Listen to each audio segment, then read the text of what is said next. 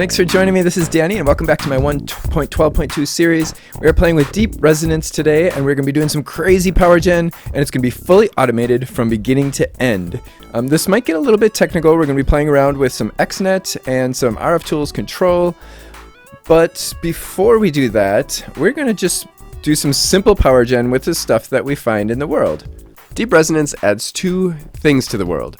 One of them is this resonating ore, and the other is rarely these resonating crystals. Resonating ore, when you find this stuff, you don't want to smelt that stuff automatically, because if you smelt it, you're going to get these resonating plates, which you do need a little bit of. You only want to do a little bit of that stuff. You're going to need the resonating plates to make all of the machines in deep resonance. They all require this resonating machine frame, which requires resonating plates, and then we also have the radiation suit, which we'll get into later. But more importantly, resonating ore allows us to generate this stuff called resonating crystal liquid, which we're going to get into in a little while. But first of all, I just want to get a really quick power gen situation set up. This is going to be our little power plant. I'm going to get a real quick power gen system set up just with a crystal that we found in the world. Now, these crystals that you find in the world are usually poor quality. They're poor quality, they have low purity, low efficiency, and low strength, which means they're not going to generate a whole lot of power, but they are going to generate a lot of radiation, which is a bad thing. So I've got a bunch of lead in this room. Lead blocks are one of the blocks that you can use to block radiation in order to prevent it from damaging the surrounding area, or ourselves if we're standing on the other side of this. I'm not going to worry too much about radiation quite yet because we're not going to be generating a whole lot of power, but to generate power, this is the minimum that you're going to need. At least one generator block, exactly one generator controller. This is basically your on and off. We're going to need something to pull power with, something to store power in, so we'll just put that on input, and an energy collector on top of our generator multi-block here, and of course the crystal. So I'm just going to set this crystal on the ground right now. We're actually going to find a better place for it later, but that's going to work for now. And then all we have to do is get ourselves a lever, give our generator controller a redstone signal, and it's going to find nearby crystals, and it's going to start generating power from them. Hooray! So this thing is going to generate 23.1, or I'm sorry, 58 RF per tick. It has 23% left. You can see its strength, efficiency, and purity are 2.2, 2, and 13%, and you can see we are getting hungry. That is because we've got some radiation going on already. But there we go. So we're generating power with deep resonance. Hooray! However, we want to be able to make some much nicer crystals than this because, 58 RF per tick, we can do way, way, way better than that. And the purity is, 13%? We can do way, way better than that so that we don't get hungry or take damage.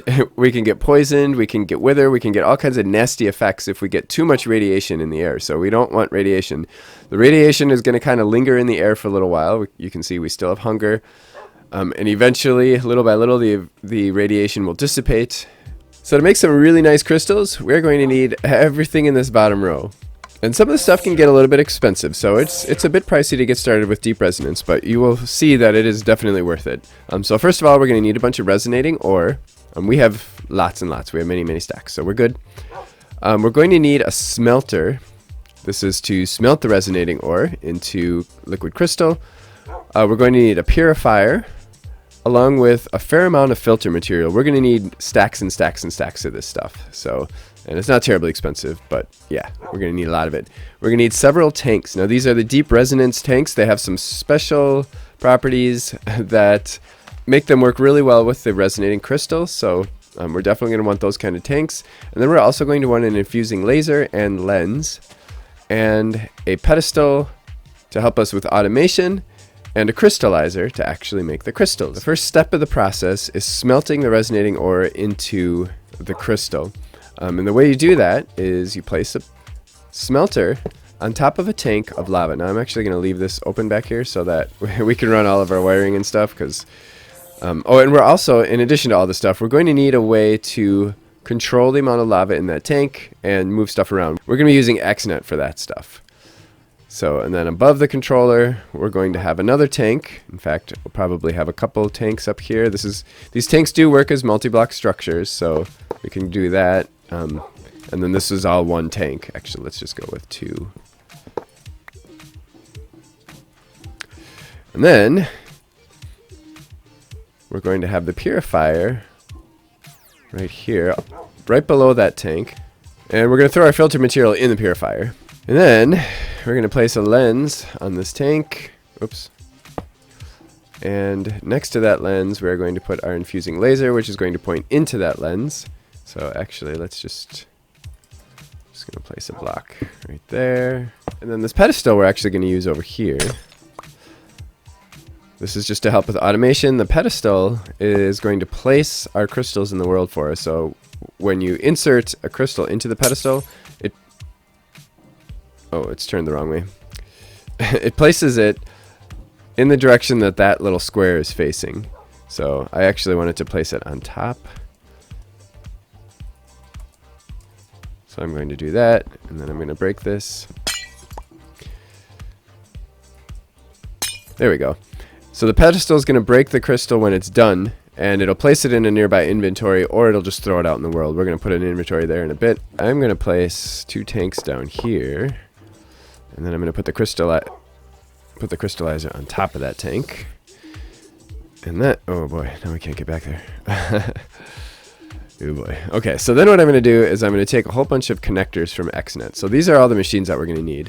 So I'm going to get these connectors connecting to all these various things. I'm making one change. I decided that I want to have an intermediary tank.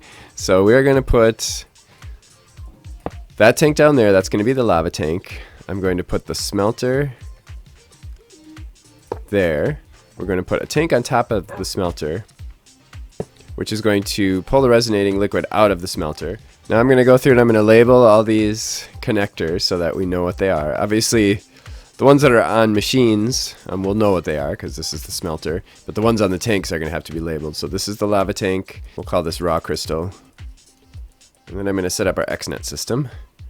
So I'll just put a connector there, and I will put our XNet controller right there. And we are going to have to get power into all these machines. This is powered, so we're going to use XNet to power everything else. So I'm just going to make an energy channel. We're going to pull from here, and we're going to put into everything else. So we're already getting, the controller's already getting powered. The crystallizer needs power. The purifier needs power. Everything needs power. Okay, so now all of our power, oh, actually the purifier does not need power, but everything else, all the other machines do. Okay, so the first step in the process is getting this tank 50% full of lava. The lava is going to be consumed by the process of smelting. So we have to come up with a way to fill this tank to 50% and to keep it at 50% at all times. So we're going to be using actual additions to generate lava. I've got a lava factory controller and 4 casings. That's how you set up the lava factory. Yay! Okay, so we have lava, and then what I'm going to do is I'm going to use an immersive engineering fluid pump. That's actually the best thing we have in this pack to pull fluid from the world. We are going to need a connector on this guy to give it power and a redstone signal. By default, it automatically inputs from the bottom, but we're going to need to hit the side to output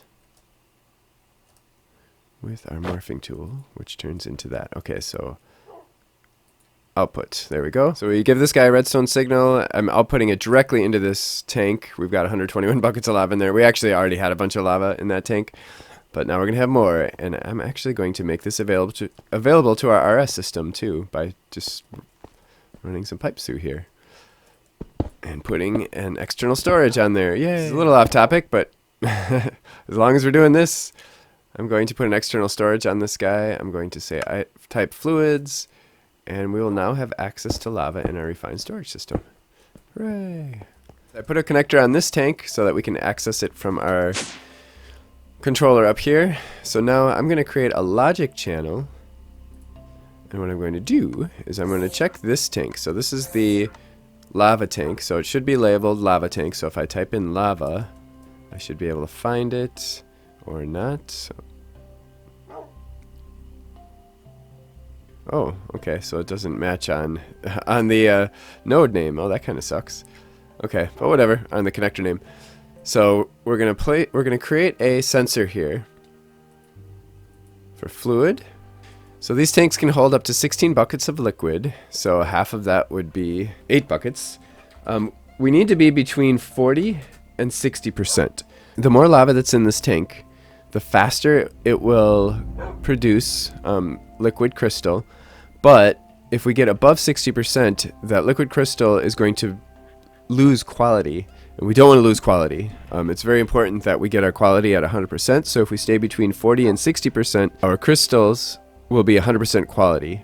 So it needs to be between 6400 and 9600. That's 40 to 60% of that.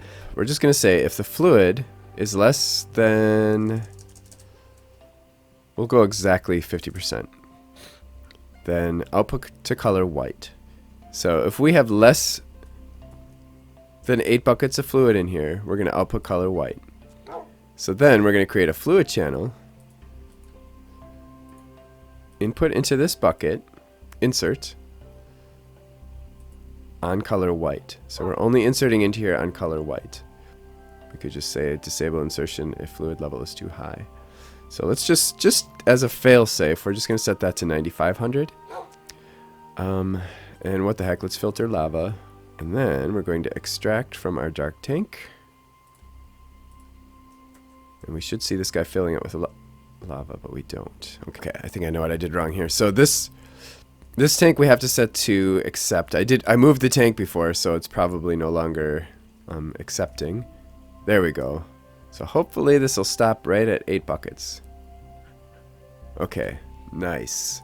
Well, now we have that done. So now we can safely put resonating ore in here, and it should fill up that tank with liquid crystal as it burns our stuff. So we'll see that our lava is going down little by little,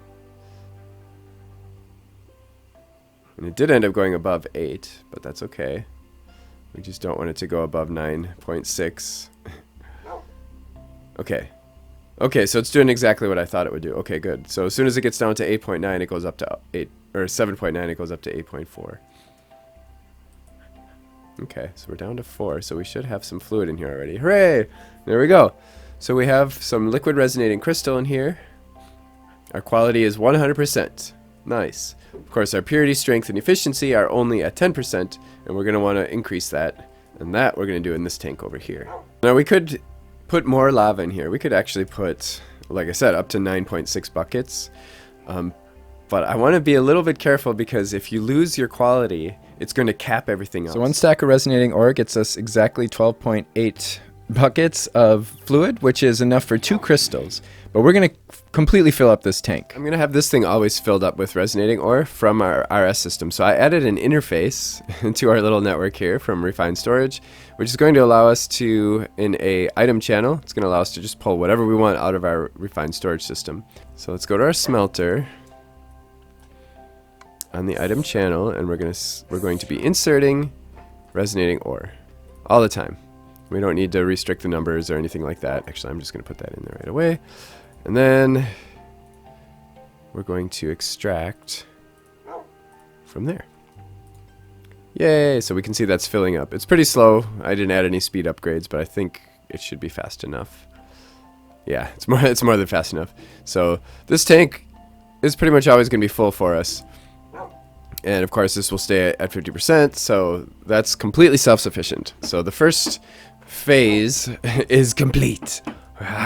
So now what we got to do is we want to get it from that tank into this tank. There's a reason that I separated these. You don't really have to, depending on how you want to set this up. Basically, I don't want it adding more crystal liquid to this tank while it's in the process of moving stuff to this tank.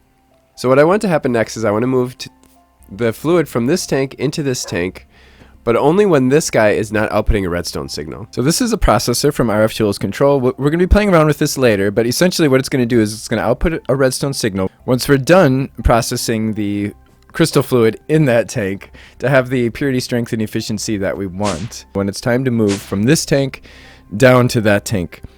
But I don't want it adding more fluid while that's going on, because then it's going to mess up our numbers, because it's going to be adding fluid that has a purity, strength, and efficiency of 10%, which is going to bring this stuff in here down.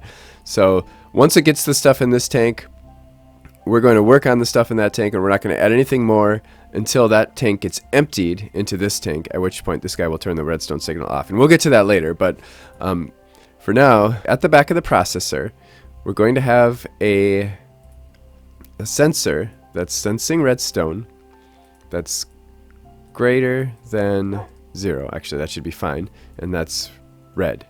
We're also going to have another redstone sensor that says that redstone is equal to 0, and that's going to output green. So basically, when one of these is true, the other isn't going to be true. So red means we're outputting a redstone signal. Green means we're not outputting a redstone signal.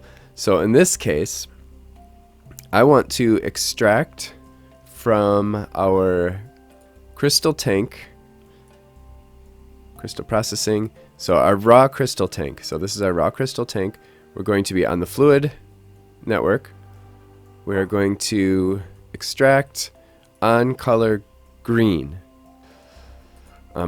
We have lava on this fluid network. We also have this fluid on the network. I don't want it to put lava in that tank. So on our fluid network, our crystal process input, we're probably going to end up with lava in there, but we're going to insert. Oh, we can't do a negative filter? Oh, okay, so it did work so far. Okay, good. And you can see our purity is going up. It's already started to use our filter material to raise the purity in our tank. And it's putting the spent filter in this nearby chest. If we didn't have this chest here, it would just throw it out in the world. We're going to be using those spent filters later to build our little wall here to protect us. I already put the crystal stuff in there, but we can't get a bucket of that stuff. Like, it's not something that you can put in a bucket. It's not like something you can place in the world. So I guess what we're going to have to do is put a separate channel, because we're good right now, but if this tank empties out, there's always a chance that we're going to end up with lava in that tank, and of course we don't want lava in that tank. So I'm just going to create another fluid channel. And this fluid channel will only have liquid crystal. So I'm just going to give it that name, even though the name doesn't do anything, but it'll just tell us that, hey, this is liquid crystal over here. So we're not going to extract from the lava tank. We're only going to extract from this tank on color green, and we're going to insert into this tank. And we might as well just say we're doing that on color green as well. Oops, crap, now I have to go all the way through. And then these two will just remove. And that fluid channel will just be for lava. So then our purifier, we always want it to be full of filter material. So we're going to create an insert, and we're going to do that. And then in our interface, I put a crafting upgrade in here, and I'm going to put that so that it always keeps 8 filter material in here, and it will auto craft it. I did set up an auto crafting recipe for it. Actually, it didn't really need to be 8, but whatever, that's fine. So this thing should be filling up with filter material. Hooray! So that's always going to stay full. But before we get into our programmer and all that kind of stuff, let's just take a look at how it is exactly that we can bring up our purity, strength, and efficiency, and what it is. And we already talked about quality. Now, quality is determined by how much lava we have in here, and that basically puts a cap on our purity, strength, and efficiency. So since we have a quality of 100%, our quality is perfect. We don't have to worry about them limiting our purity, strength, and efficiency. So our purity, as we had kind of talked about earlier, is how much radiation are we going to produce. So the more pure our crystal is, the less radiation it's going to produce. So this one produced a ton of radiation, even though it's not even producing that much RF, because the purity is really, really low.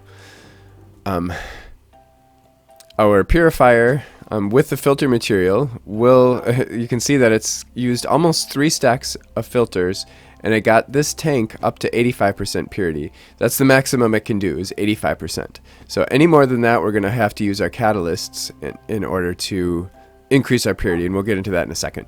Strength is the total amount of RF in the crystal. So for this crystal, we had a strength of 2.2%, so it didn't have a whole lot of RF contained within the crystal. The efficiency is the amount of RF per tick. So if you have a high efficiency, you're going to have a high RF per tick. This one has an efficiency of 2%, which gave us 58 RF per tick. So the higher the efficiency, the faster you're going to burn through that crystal. A lower efficiency crystal will last longer, but it's going to give you less RF per tick because the total RF is determined by the strength. So we want to get all 3 of these up as high as possible. Look in our deep resonance manual under the lens and lasers. We will see in here that there's a list of all the different catalysts that we can use. Emerald, diamond, redstone, glowstone. Okay, so they're not all in there. Oh, here we go. Diamond, emerald, ender pearl, redstone, gunpowder, glowstone, blaze powder, quartz, nether star, gas tier, slime ball, and coal. You see what bonuses the catalyst has in the GUI of the laser. Now, if you wanted to, you could take every one of those things and put it in the laser, and it'll tell you, oh, this is what it's going to do for us. The coal is crappy. It's going to take away all kinds of stuff. We don't want coal. But let's look at the diamond for a second.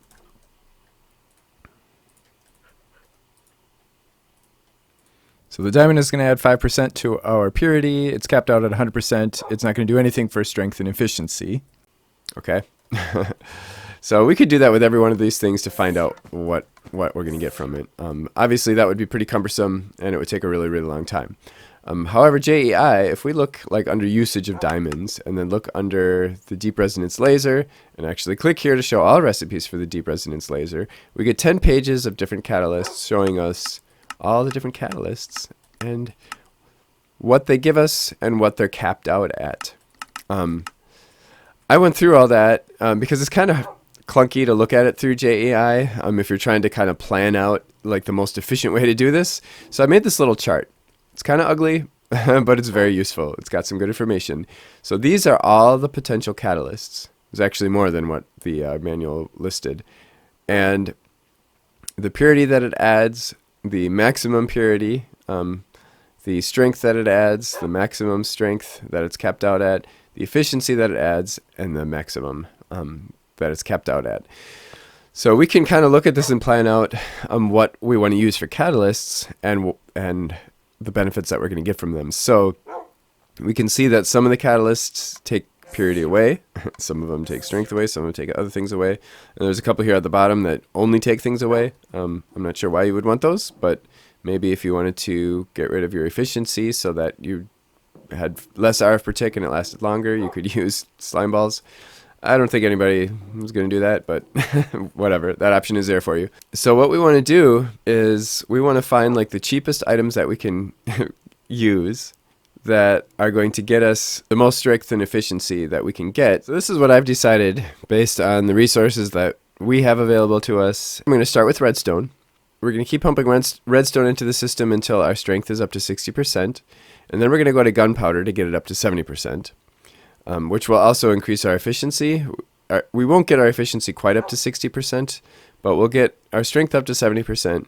And then we'll start pumping in nether quartz to get our efficiency up to 80%.